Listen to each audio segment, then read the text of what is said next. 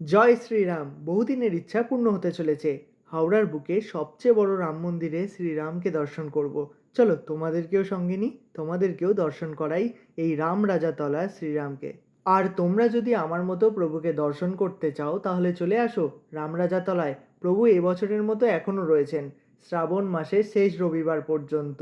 আচ্ছা, এখানেই বলি, এই রাম রাজাতলার রাম মন্দির বাংলার অন্যতম প্রাচীন ও ঐতিহ্যবাহী মন্দির, যা প্রায় ৩০০ বছরেরও পুরনো। স্বপ্নাদেশ পেয়ে জমিদার অযোধ্যা রামচৌধুরী এই রাম পুজোর সূচনা করেন। প্রায় ৪ মাস ধরে পুজো চলে প্রতি বছর। রামনবমী থেকে শুরু হয় পুজো এবং শেষ হয় শ্রাবণ মাসের শেষ রবিবার পর্যন্ত।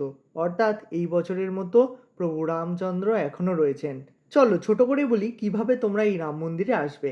হাওড়া থেকে মেদিনীপুরগামী যে কোনো লোকাল ট্রেন ধরে চলে আসো রামরাজাতলায়। সেখান থেকে টোটো করে চলে আসো অনায়াসেই এই রাম মন্দিরে।